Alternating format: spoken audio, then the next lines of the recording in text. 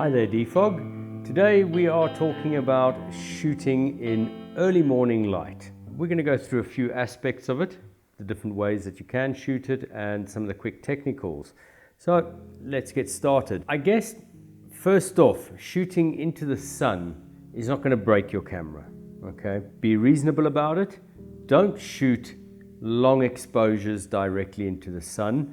I guess your lens is going to work like a magnifying glass and it's going to start damaging pixels. So don't worry about it, don't fret about it, but don't do it excessively. Deciding on what focal length you're going to shoot with is quite important. As you can see here in this example, using a wide lens delivers a very different result to using an 85mm lens. So figure out what it is you want to achieve. I must say, for me, I don't mind either, but it comes back to deciding before you go into your shoot what you are after, what look and mood and feel you want to achieve. And that's determined by the styling that you're using in the shot, the look of the model, the look of the wardrobe. Everything comes together to form a picture. So of course, if you're going for that hippie-inspired 60s look, then you're going to be wanting to shoot more with an 85mm on a lot of your shots to bring the haze and the lens flare, so the longer focal lengths. Having said all of that though, it is really by increments of degrees that the effect you're getting on your image in terms of lens flare and haze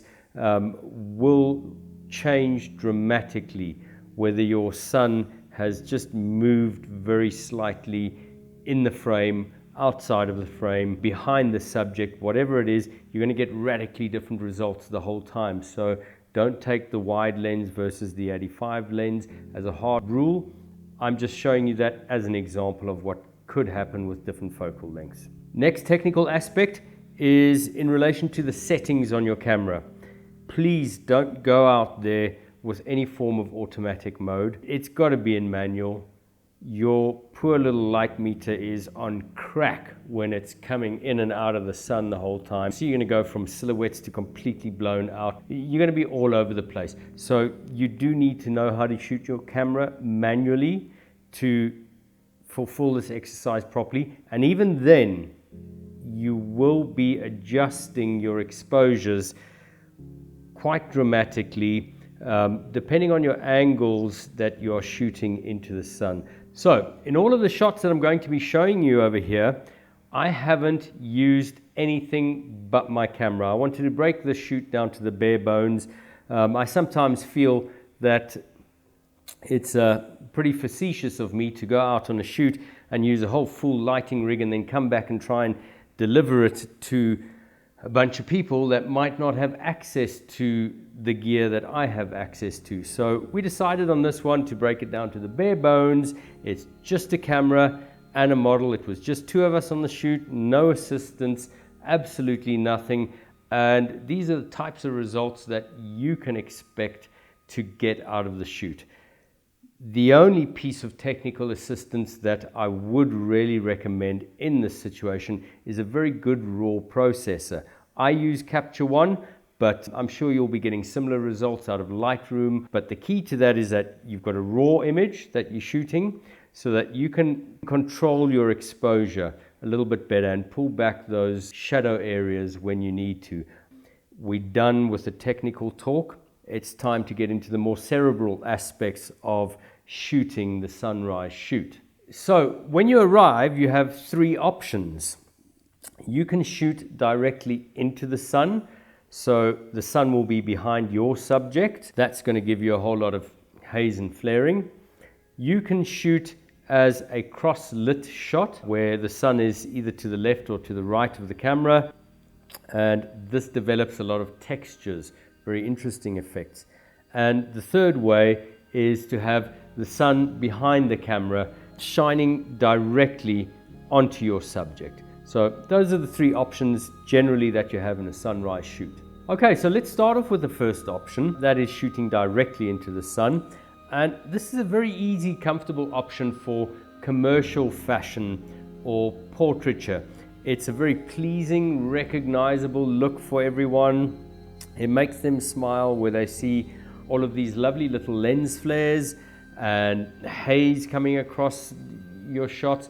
It's a very romantic light, so although it might not be early morning, you'll see a lot of wedding photographers using this late afternoon. They're always aiming to catch the sun in the late afternoon, which is giving you a similar effect to this early morning light. And this is really a banker shot. If you're looking to get eye gaze light, everyone's going to be liking on these type of effects, but it is done to death. We do see a hell of a lot of it. It's something that I would say learn how to shoot it, because it is something you need to get comfortable with. Your exposure varies so dramatically depending on where exactly the sun is in your shot and where your subject is in the shot. You're getting so many wildly different exposures, and it's a rough shoot if you've never done it before. It doesn't look anything like all of the pretty little YouTube videos out there where you walk out into the sun, put a model down, take a few pictures, and oh, some lovely results. It's not like that at all. Speaking for myself specifically, I'll throw away at least 50% of the shoot, but I do treat it quite harshly. I don't like to play in a safe zone, and what I'll find is that I'm throwing images away, number one, because of bad exposures. This is quite a fast shoot situation because you've only got an hour, so you're shooting quite aggressively. So bad exposures, they'll be overlit, a lot of them. Focus is another issue. Your camera will struggle. And then the third issue, while your camera's struggling, you've lost the shot.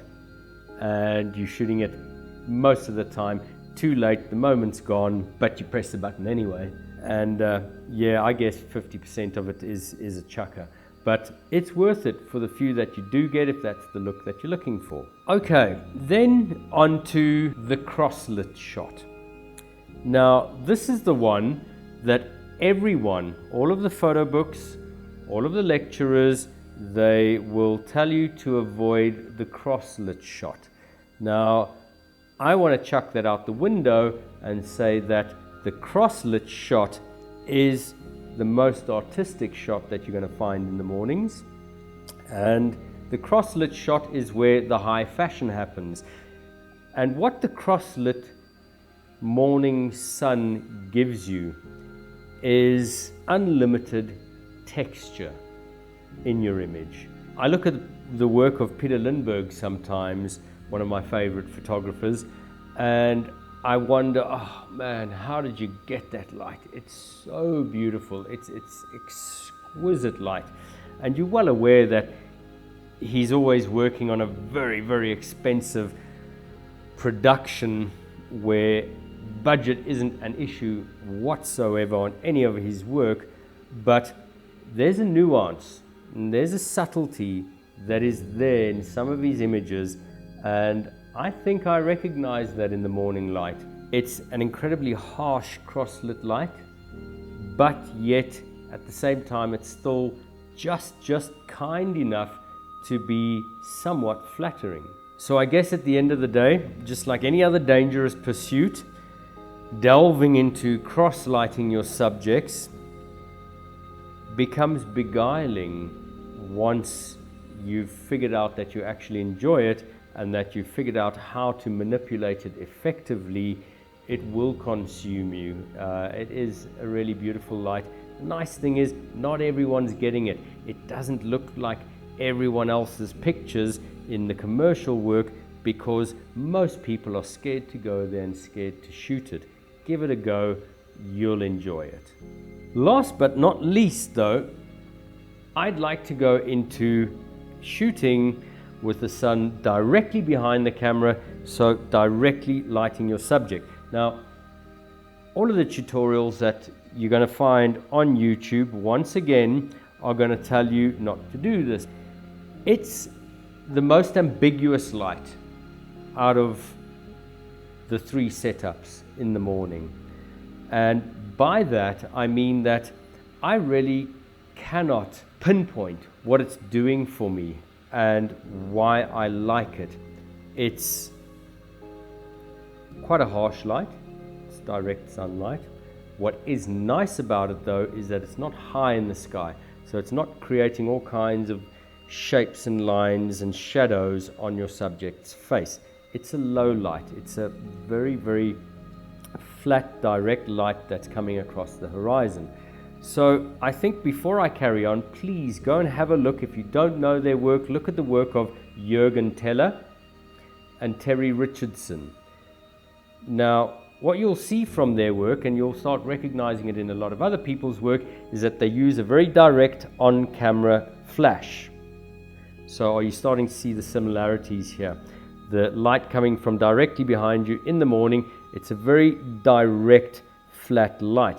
Now, in the work of Teller and Richardson, who are highly successful fashion photographers with the top magazines around the world, their work is very unpretentious and it's harsh youth culture.